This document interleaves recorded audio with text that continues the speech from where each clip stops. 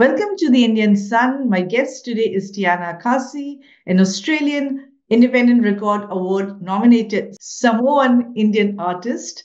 She is set to drop her bold new single, Good as It Gets, on 4th of October. With over 11 million streams and support from fans like Honey Dijon, Tiana will embark on a national tour across Australia before making her festival debut in India this December at the Hills Festival and Echoes of Earth. Welcome, Tiana. Thank you so much for having me. It's really nice to see you again. I remember meeting you a few years ago, at one of your shows, and I was also struck by how proudly you embraced your Khasi heritage. We'll come to that part later. But first, tell me about the upcoming festivals and what audiences can expect from your performances there. Yeah, sure. So specifically the Indian performances, Yeah. it'll be my first time playing in India, Mm. like playing my own original music. I've been to India once before, but I was studying, so I was learning more Carnatic and Hindustani music. So I was last time I was there was more as a student, whereas this time I'm going specifically so that I can go and play in Shillong and reconnect with the Khasi community there. And then also to play in Bangalore as well. But I think what people can expect is, I don't know, I think I want to represent sort of the mixed Mm. sounds of influences that come from, my local music community. There's a lot of like jazz and experimental soul and crossovers of genres that come from so-called Australia, but then as in the community here. But then I also really want to show what it looks like to close the circle of storytelling Mm. when you have people that leave and migrate from India and they Mm. come to somewhere like Australia, and then we have this new generation of storytellers, and Mm. what that looks like in songs or in music Mm. it really changes over the generations and years. So I think what I would really love to show the audiences is what it looks like when people return home, and what stories and sounds can come out of that, just to kind of like build a bridge, I guess, so that we can connect more over music and art. Tell us something about your Indian heritage and your surname, Khasi. Mm. Well, Kasi's not my actual surname. I try, I guess, like I just keep my actual surname private, my government name. But so my dad's family is Indian or Anglo-Indian. Specifically, my grandmother's side is Khasi, and um, it's interesting because I think maybe growing up here, like I'm the first generation born in my family that was like born and raised in Australia. Mm. So my family came over here in the 70s or 80s. So they had a really different experience. I didn't necessarily know, or like it wasn't on my radar that I was Indian. I just thought like, that's just my family. But then, you notice like food, smells. Like I remember the smell of my Mm. grandparents' house so vividly. Mm. Going in, there was always food cooking. It's like the house was just adorned with beautiful, like furniture and art and things that all link back to their time in India. And yeah, I think growing up, I guess I didn't really know how much of like a gift it was to have such a rich cultural heritage. And then now, when I look back, I'm so glad that my family always, I guess, reminded me and really instilled in me, especially that we are Kasi and what that means. Mm. When my great grandmother passed away, my dad said that he wasn't able to go to her funeral, but he said that he made her a promise that he would always, always remind us and not let us forget that we are Kasi, and that I think especially my Kasi heritage, I put it in the name of my music project because I always wanted to ground me and anchor my work. If my work and my music starts to veer too far from something that fulfills the purpose of like music that brings me home, music that archives my family history. Yeah, and your debut EP, Meghalaya, was inspired by, that heritage, isn't it? So do you still have relatives in Shillong? Yes, yeah. So I'm trying to, it's more my grandmother's generation. Yeah. Um, so yeah, when I go over, hopefully we'll be able to reconnect Yeah. and do all of that. And But yeah, I've been, that would be so exciting for you, to go back to, your sort of home country in a way. Uh, yeah, and how does this connection to your ancestry influence your work? I know Meghalaya was, part of that influence, but, particularly with your latest single, Good as It Gets. yeah. Well, I guess for my debut or like initial storytelling in music, it was really important to me that I establish my identity and I established what my values were, where I come from, and that making sure that everything that I put out, at least like in that initial phase when people are getting to know me, that they understand where I come from and who my ancestors are. And that for me is a really important um, element to pay tribute to before going anywhere else. So Mm. in this single is more like it's more playful. It's definitely like a little bit more like pop R&B leaning. It's not as like jazzy as like the last stuff, but I also think it's an important story to tell when it comes to, especially like as for me, like my experience as a first generation born in Australia, we Mm. have all these different privileges and we're kind of given these things you have to juggle. You have to be, your family, they migrated, they did all this work to get you here. So it's like you need to be Yeah. like successful in these ways and but don't be so successful that you're not humble and always remember where you come from, but aim for the stars. So it's, you're juggling all these different expectations and parts of your identity. So I feel like this single is like the introduction to me exploring, different aspects of who I am and what it means to kind of own all parts of my identity. Because Mm. it's so easy, like Yeah. we we love to be humble and we love Yeah. to, make ourselves small. Grounded. Yeah. I suppose.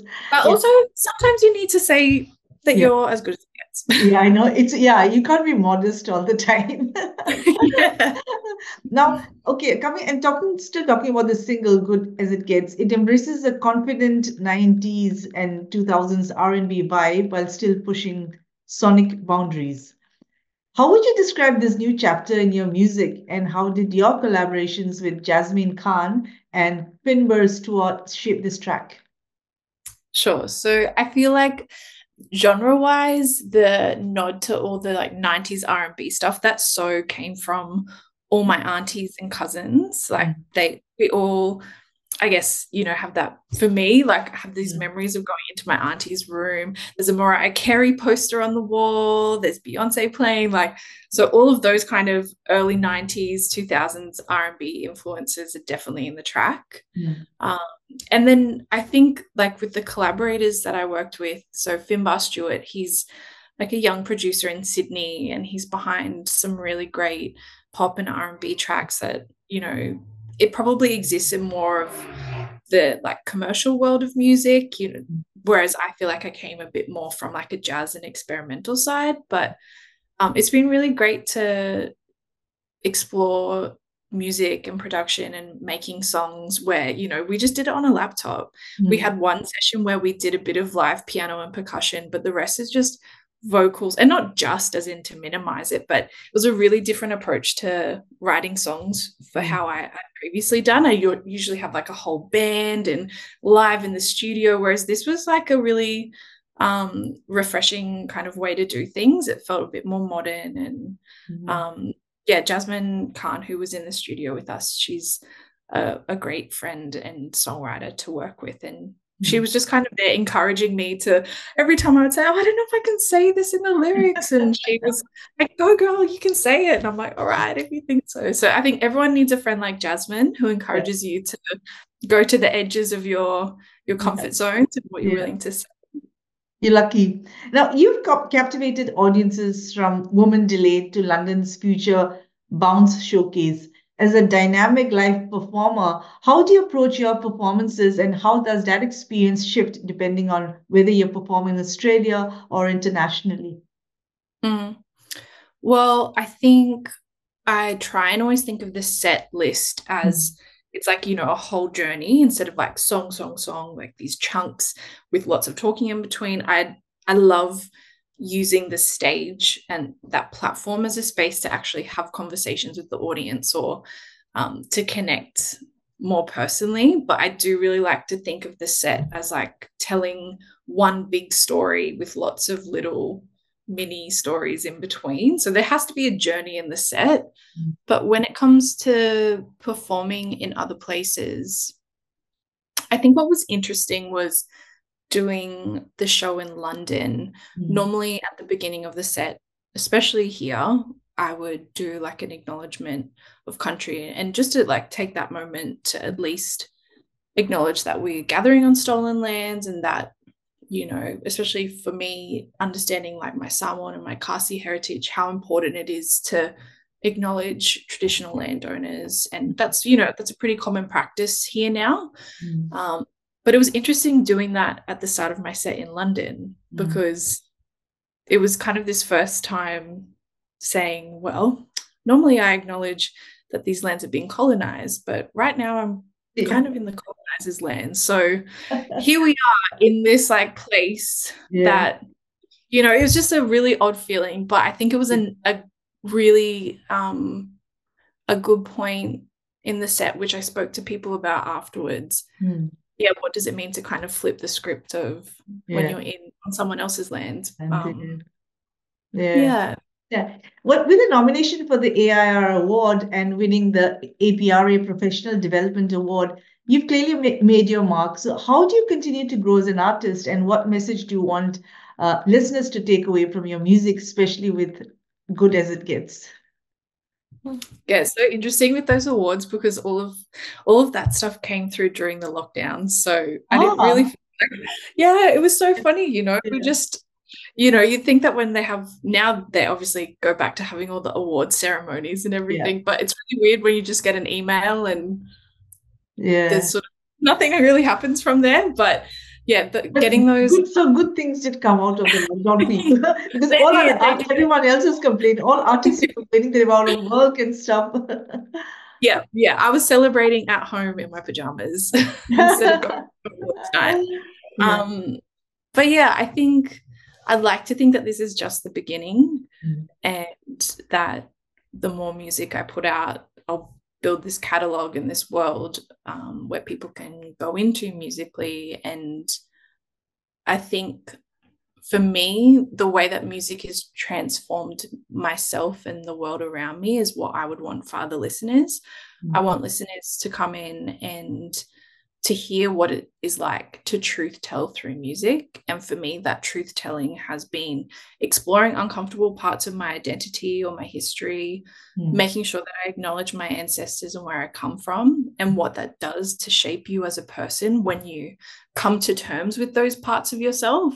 Mm. Especially like, in the context of, so-called Australia, if we can't come to terms with acknowledging who we are and where we come from, like how can we bridge these gaps and make peace with Mm. with the society we're in? So yeah, I think some of it is really fun and I hope that people can listen to the music and soundtrack their lives. But I also think I just really hope that people have some moments of introspection and just like even if it's just like listening and looking at the lyrics a little bit and going, oh yeah, that's actually really clever and that makes sense to exactly how I'm feeling. Yeah. I like how you describe yourself as this bridge person connecting different cultures and ideas. How do you see yourself navigating and blending different genres like soul, R&B, and jazz with your cultural background and moving forward in your music? I feel like it just comes naturally in the sense that like I've always had to juggle multiple identities and like you familiar with the term like code switching? No. It's basically like when you have to sort of change the way you speak or your identity kind of has to Okay, tailor. okay, depending on the situations. Yes. Yeah. Okay. Yeah. And some people are very good at that. Yeah. Yeah. Like So I acting. feel like, yeah, yeah, definitely. Yeah, 100%. So I feel like I've had to code switch a lot in life, whether it's been in different cultural parts of my families, like going from an Islander family into an Indian family into like the mixed parts. Like there's a lot of different hats that you wear. Mm. So in some ways, I kind of feel like making music that sort of samples and refers to different styles of music all in one song or in one EP, that just kind of feels like a mirror of the way I experience the world. So plus, like, you know, most of these musics all originated from, you know, Black music traditions like jazz or, you know, the blues. So yeah, they're not that far apart in terms of worlds. Yeah. So I know going to India is going to be a really interesting experience for you. You know, it's going to be emotional, I'm sure, in many ways, and full and very eventful. What are you most looking forward to? Eating casway. Oh, that's Um, mm, yeah, I feel obviously there's the, you know, the surface level part. Like I'm just really excited to go to be immersed in the food and the people, and to be able to kind of close that loop of returning back to a place and yeah, just having, I know that it's going to be really emotional going back and performing, mm, but I think I also would like it to mark the beginning of a new relationship with the land there and the people there. That it's, you know, the reality is like my grandma's getting older, and well, you know, the more we migrate away from our motherlands, we also have to work twice as hard to maintain meaningful relationships there and to stay connected. So I think, yeah, I'm really looking forward to it being sort of like a new chapter of our family's story with the yeah, land there. But yeah. also, like, I've been messaging some artists over there, and I'm really excited to meet Mm. Miba Ophelia, and I just want to I'm going to go to the evening club in Shillong. I want to Oh, go you to have see. to, and there are lots of good ones. I can Yes, always text you later, all of yeah, them. Yeah, I need all your yeah, recommendations. yeah, But yeah. I think this experience, you know, is going to be really different to even what the stories and the photos and the memories that I've absorbed from my grandma. Mm. You know, Shillong's changed so much. Like As it's a full on yeah, hustling, bustling city, yeah, and you know, it's yeah, got its own subcultures. Like hip yeah. hop's really big there, Very, which yes, I find so interesting. Like there's a yes. huge rap community in the Mm. hills. Yeah. So there's this account I follow on Instagram. I think it's like basketball, like in the hills or something. But it's like it's all these basketball courts Yeah. that get photographed up in the hills, and all the local teams and stuff. It's just like they've got a really big basketball Yeah. culture there. It's Yeah. just, Yeah, there is. You know, in school, remember, we used to all have a basketball court and everyone was very involved. But, you know, the northeast of India is very known for its musically inclined population because, you know, we have one of the some of the biggest rock festivals and stuff like that.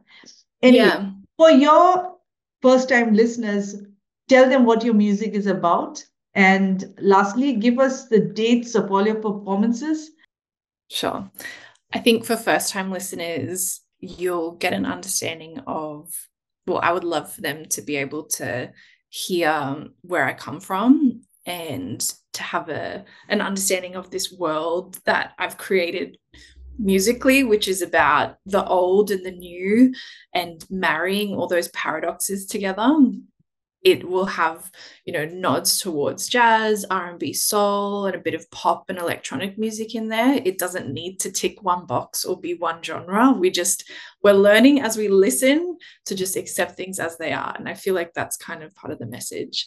So we're doing a round of shows Yeah. in Australia first. So we'll do a Mhm. few of the major cities, Melbourne, Sydney, Adelaide, and then we're going straight from Adelaide to India. So Yeah. I feel like I'm I'm going to take all the energy and all the crowd like all of their energy with me back to India, and then hopefully, make some new and have memories. fun, have lots of fun. Thank you so much, and all the best for your upcoming tours. Thank you.